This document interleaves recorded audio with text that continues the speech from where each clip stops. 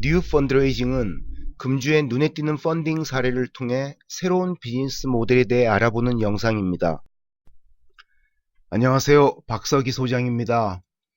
오늘 뉴 펀드레이징 사례는 며칠 전 인도네시아의 코하이브라는 회사가 공유 오피스 회사인데요.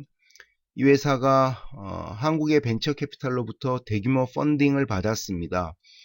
근데 이 회사가 그냥 동남아 인도네시아 한 국가의 공유 오피스 회사라고 그냥 넘겨버리기에는 이 회사의 비전과 현재 인도네시아 시장에서의 시장 장악력이 눈에 띌 정도라고 할 수 있습니다. 그래서 위워크를 넘어서서 동남아 공유 오피스 시장의 강자를 꿈꾸고 있는 코하이브에 대해서 살펴보겠습니다.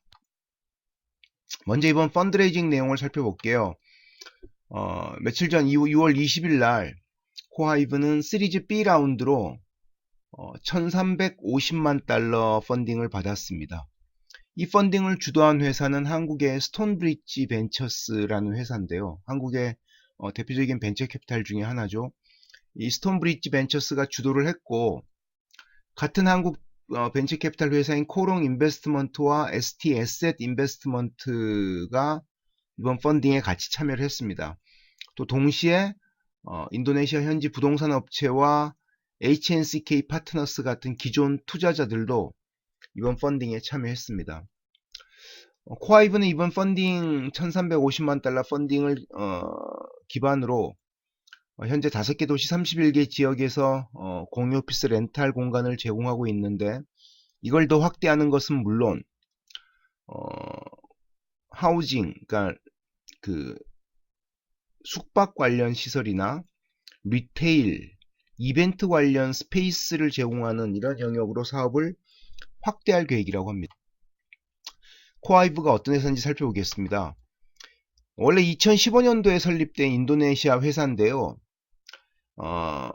2017년도에 미국의 와튼 비즈니스 스쿨에서 MBA를 공부했던 친구들 3명이 인도네시아를 2016년에 왔다가 인도네시아의 공유 오피스 시장이 펼쳐지지 않은 걸 보면서 이 코하이브의 전신인 회사에 투자를 하게 됩니다. 투자 금액은 그렇게 많은 것 같지는 않고요. 하여튼 투자를 하면서 시드머니 펀딩을 해주면서 회사의 경영권을 확보하게 됩니다. 경영층으로 합류하게 되는 것이죠. 그래서 3명이, 한 명은 CEO, 한 명은 CFO, 한 명은 CSO, 전략 담당 오피서로 참여를 하게 됩니다. 그래서 2017년 5월에 처음에 700평방미터 면적의 2개 센터로 시작을 했는데, 현재는 인도네시아 전역에 30여 개 센터가 있고 총 4만 평방미터의 공간을 확보하고 있다 합니다. 현재 고객사는 약 400여 개 회사에 9천여 명에 달하고 있다고 하고요. 얘네가 재밌는 거는 원래는 EV 하이브라는 회사였습니다. 그래서 6월 19일 날 이번 펀딩을 받기 하루 전날 회사의 리브랜딩 출범식 행사를 하면서 EV 하이브에서 코하이브로 회사 이름과 브랜드 네임을 바꿨고요. 동시에 코하이브는 공유 오피스 중심의 서비스였는데 코리빙, 그러니까 사람들에게 숙박 서비스를 제공하는 코리빙, 코리테일, 팝업 스토어 같은 그런 상점, 리테일 스토어를 제공해주는 코리테일, 그 이벤트, 여러가지 이벤트 또 스페이스를 제공해주는 이런 다양한 신규 서비스를 새롭게 출범했습니다. 홈페이지의 주요 그림을 통해 살펴보겠습니다. 어떤 회사인지. 이게 이제 현재 제공하고 있는 코하이브의 공유 오피스 서비스의 대략적인 내용입니다. 그림의 왼쪽은 프라이빗 오피스, 일반 우리가 오피스텔 같은 그런 프라이빗 오피스고요. 두 번째는 데디케이티드 데스크라고 해서 오픈 공간이지만 자기 자리가 있는 겁니다. 그래서 한 명에서 10명 정도의 사람이 쓰는 거고요. 플렉서블 데스크는 이제 큰 테이블 같은 책상들에서 저희가 편한 곳에 그냥 앉는 것이죠. 예. 그 다음에 데일리 패스.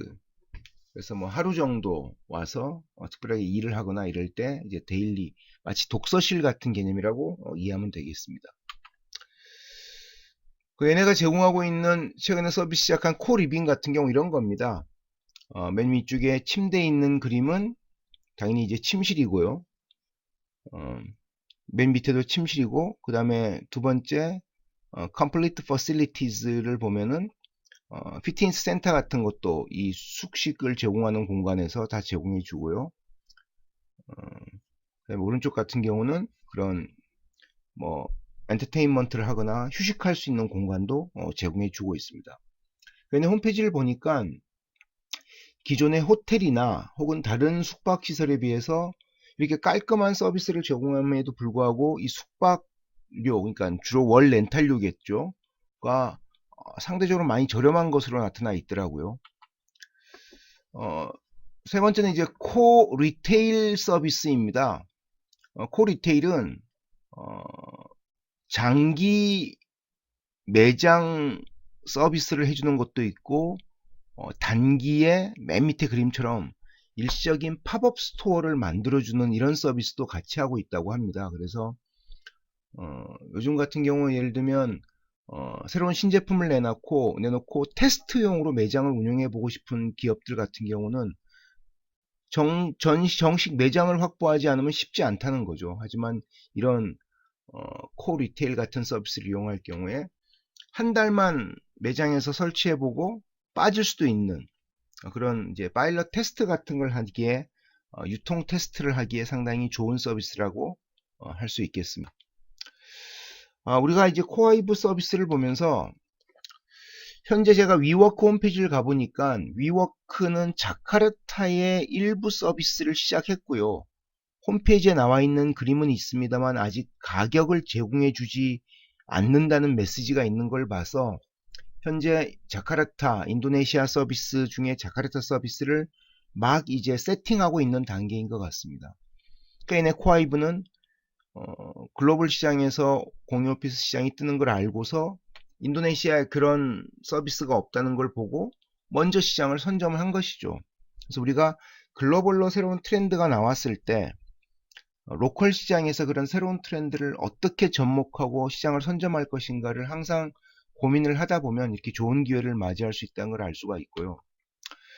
두 번째는 이 코아이브의 창업자, 그러니까 공동 창업자 셋, 이제 그 지분을 출자하면서 경영권을 확보한 이 세 명이 이 공유 오피스에 오는 인도네시아 젊은 창업자들을 보다 보니까 자카르타 같은 경우 교통이 엄청 막히고 복잡한데 출퇴근 시간이 다들 멀어서 고민하는 걸 보면서 저 사람들이 출퇴근 시간을 줄일 수 있는 방법이 뭔가를 생각하다가 아예 공유 오피스 근처에 숙박시설도 서비스를 해주면 좋겠다는 아이디어를 냈다고 합니다.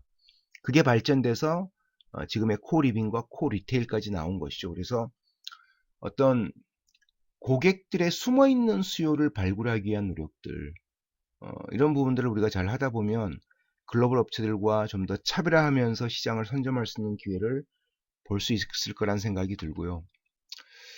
세 번째는 우리가 동남아 시장에서는 뭐 지금까지 베트남도 얘기가 많이 됩니다만은 뭐니 해도 인도네시아 시장을 가장 많이 주목해야 될 것 같습니다. 일단은 모바일 인터넷 그 활용률도 워낙 높고요.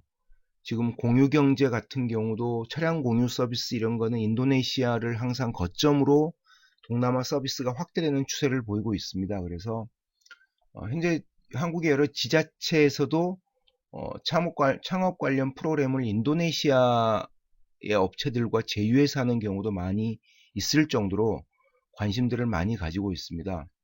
다만 조심해야 될 것은 인도네시아 시장이 유망하다고 해서 무조건 준비 없이 가면은 폭망할 수가 있다는 걸 좀 잘 고민하면서 이런 해외 시장에 대한 진출을 고민해 봐야 될 것으로 생각됩니다. 지금까지 동남아 지역의 공유 오피스 시장의 강자로 급부상하고 있는 인도네시아 코하이브에 대해서 살펴봤습니다. 저의 이런 펀드레이징 강의가 여러분의 비즈니스를 고민하시는데 도움이 된다고 생각하시면 꼭 구독 버튼과 좋아요 버튼을 클릭해 주시면 감사하겠습니다. 자, 그럼 다음 시간에 좀 더 새로운 비즈니스 모델로 여러분들 찾아뵙겠습니다. 감사합니다.